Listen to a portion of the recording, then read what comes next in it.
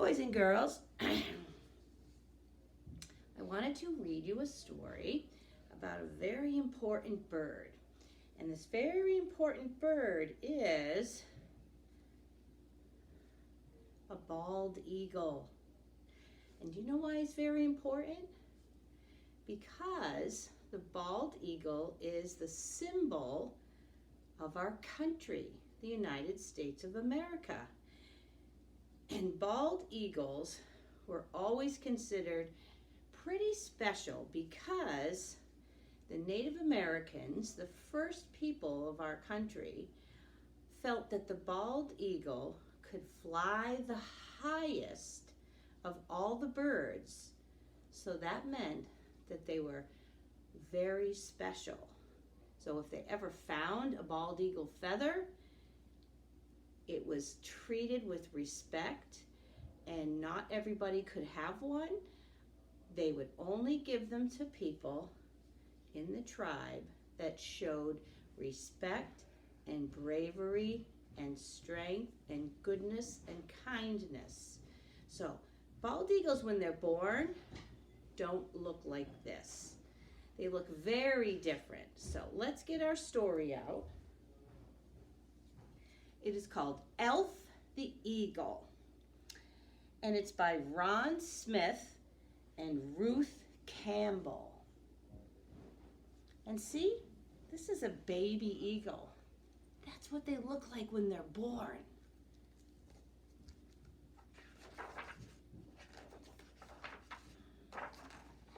They hatch out of eggs just like chickens.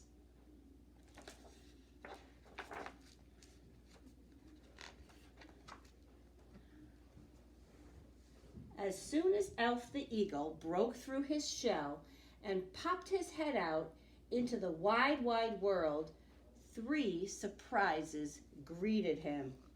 First, his egg tooth, the big bump on his beak, throbbed. It hurt from all the chipping he'd done from inside the egg. So they have to work to get out of their eggshell.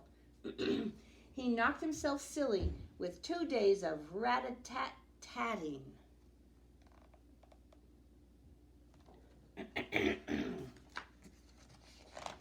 Second, his eyelids felt as heavy as a sea lion's chins, and everything he looked at was as fuzzy as a pussy willow.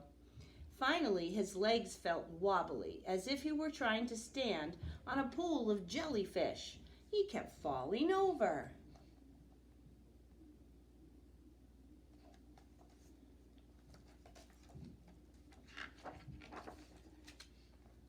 He was quite discouraged, quite. He just wanted to go to sleep, and so he closed his eyes, but not before noticing that he shared the nest with another shadowy creature. Who was that, he wondered? He shivered, kept his eyes shut, and began counting to 1,000. That would keep him safe. That's pretty silly. See the sheep? They're all numbered. And sometimes people say, if you can't fall asleep, close your eyes and count sheep jumping over a fence. Well, he wanted to count 1,000 sheep.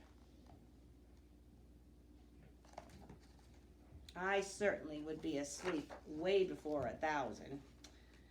A few days later, when Elf opened his eyes and saw that he could see, he blinked twice.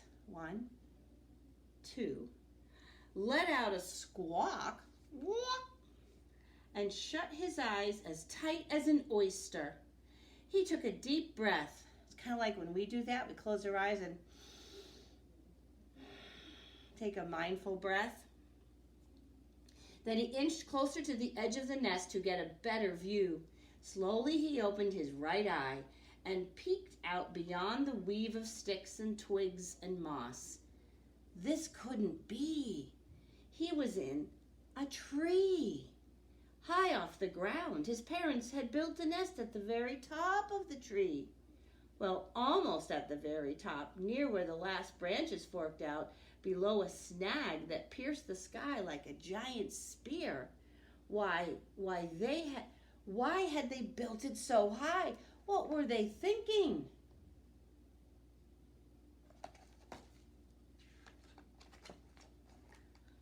Elf almost fainted. He felt as if he'd been swallowed by a humongous dark whirlpool. What had his parents been thinking? The nearest branch below the nest was half a sky away, and far below that, nearly at the bottom of the world, he thought he saw water. A pond, perhaps a lake, and some blackberry bushes, dagger ferns, salad, and rocks. Plenty of sharp, scary rocks. What had his parents been thinking? Would you be scared if you looked out from your bed and were way up high in the tree like that? I know I might be frightened. When Elf stepped back and turned around, there, standing opposite him, was a bigger version of himself. It was the shadowy creature that he'd first seen shortly after he'd hatched. The one he had heard his parents call Edwina. Now she looks different than him. He's white feathers, and she has kind of grayish brown feathers. And she's bigger. Was this his big sister, the one he'd been bumping into whenever his mother and father came to feed him? Was it Edwina, with whom he'd fought over delicious strips of meat? He had never dared to look her way as he gulped down his food. Elf had quite an appetite.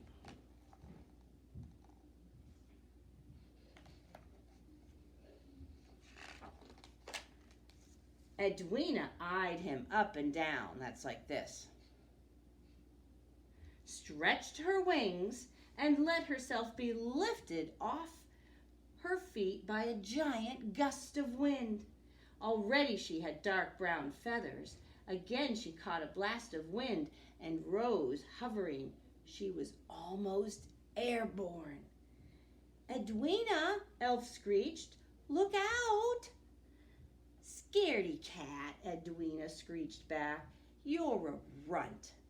That's why our parents named you Elf. They thought you might grow up small and tricky." Was that very kind, boys and girls? Sometimes big sisters and big brothers say unkind things to their little brothers and sisters. That makes me a little bit sad.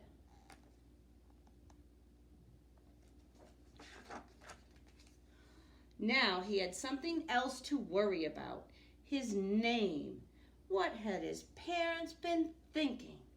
Elf's father flew over and dropped some cedar sprigs into the nest. Elf took a deep, deep sniff, and the scent cleared his head. Then he watched his father fly to his nighttime roost, where he would stand guard over Elf and Edwina until first light. There he is up there. He's watching over them to protect them.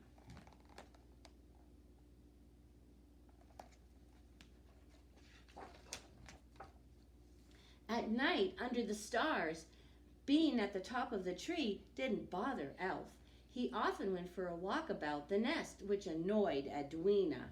But as soon as the sun crept into the morning sky, he would snuggle down into the twigs and branches and moss at the bottom of the nest, in amongst the bones and feathers. Remember I told you that birds, when they build their nest, they line the bottom with soft things? Well, the eagles lined it with moss and feathers, downy feathers. A couple weeks later, Edwina hopped up on the rim of the nest and she began flapping her wings just like their mother and father did. What a show-off, Elf thought. Who does she think she is? He wanted to warn her that what she was doing was very, very dangerous, but secretly he admired her bravery. Bravery is when you when you're trying something new and you're afraid, but you try it anyways. Obviously, she didn't feel butterflies in her stomach, not like he did when he looked out over the edge of the nest. Whoa! Suddenly, Edwina leapt forward and she disappeared. Elf imagined his sister at the base of the tree with her beak stuck in the ground.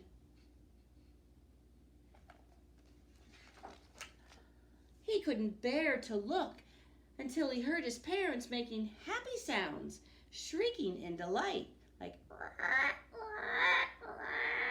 when Elf blinked his eyes open, he saw Edwina high above the nest, her wings spread, riding the wind. Now it's your turn, Elf, he heard his mother say. Come on, runt, Edwina teased. It's easy, even you can do it. Do you think he's ready? Do you think he will be brave? He's changed. He's now the color of Edwina. But Elf wouldn't budge, not one tiny bit. What was his mother thinking? And Edwina was no help, squawking at him like that. Granted, he was now almost as big as she was, and his gray baby down was turning to thick brown feathers. But there was no way he was going to leave the nest. Flying was simply out of the question.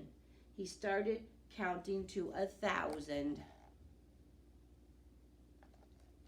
I don't know, boys and girls. Do you think he'll be brave? It looks like his father or his mother is trying to be stern with him. You need to learn how to fly, and you have to give it a try. At midday, when the sun was hot and at its peak, Elf felt hungry. Yet neither his mother nor his father had brought him anything to eat. No tasty snakes, no field mice, no rabbit. What was going on? Just then, Elf's mother flew close to the nest with a large, juicy lake trout in her talons. Elf thought for sure she was bringing this delicious fish to him. But instead, she circled away and landed on a nearby fir snag. Elf heard his stomach grumble. He tried letting his wings fill with air, but one wing went up and the other one went down. So he fell over. Then he tried flapping his wings, but he gripped the nest so tightly with his talons that he couldn't lift off. Do you think he can do it? He's trying. After a few minutes, his mother left her perch and swept down towards him, passing so near to the nest that he caught the scent of her catch, meaning the fish. Again, she flew off. She wasn't going to let him have it until he tried, kind of like a reward. The next day, his mother returned with another trout, and as she approached, Elf jumped up on the rim of the nest. Look at how much he's grown and changed. He's got his brown feathers in. He forgot about his fear of heights. He was starving. He teetered towards her, but just as she came within reach, Elf lost his balance, and the next thing he knew, he was tumbling head over tail feathers. Oh no! What do you think will happen? Do you think he'll fly, or will he land at the bottom on the sharp rocks? Uh-oh. Down, down, down, hurtling towards a large rock outcrop that loomed as big as a whale. Flap your wings, Elf! Flap your wings, he heard his mother call from above. But when he did, he seemed to plummet ever faster and faster, beak first, towards the earth. He closed his eyes. Harder, Elf! Flap your wings harder! Do it now! When his mother and father used that tone of voice, He always did as they said. Now! He heard his mother and father scream together. So he did. Do you think it will work? Do you have a prediction? It worked. What do you think? Let's find out. With every ounce of energy in his feathery body, with every muscle, he paddled his wings both at the same time. Suddenly, he felt an updraft of air and turned a somersault, followed by a figure eight. Someone as large as Edwina, he thought, would never be able to pull off such tricks.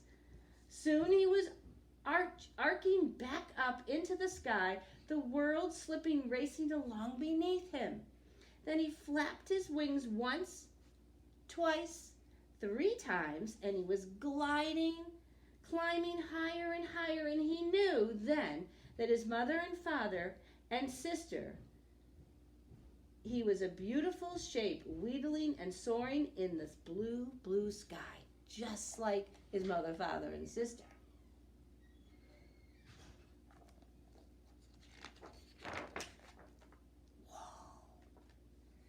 Look at that. He's grown even more. He looks so royal and regal. I think he's proud. The next morning, Elf sat up on a branch below the nest, below the family Airy, and watched the dawn. Remember, dawn is when the sun is rising? Spread along the jagged rim of the mountains. He couldn't wait. He felt his feathers twitch. As soon as he saw it, he would fly up into the sky and touch the sun. Remember I said that eagles can fly the highest? Do you think they could touch the sun? The end. Well, we learned a little bit about eagles and about how they have to learn how to fly, and they have to be brave, and they have to trust their mom and dad, and they have to flap their wings and let the air help them. Eagles' bodies and birds' bodies, even if they're a big bird, their bodies are not really heavy. I don't know how much an eagle weighs, but some birds are so tiny they don't even weigh a pound, just a few ounces. And that is because their bones are hollow. And their bones have to be hollow so that they won't be as heavy, so that they can fly. And they have to use their wings and their feathers. So for Science Friday, if you want to watch the Science Friday video, it's going to teach us, I'm going to teach you about their feathers and how their feathers work to help them do many things. So that's all for today, boys and girls. Say wave goodbye, Elf.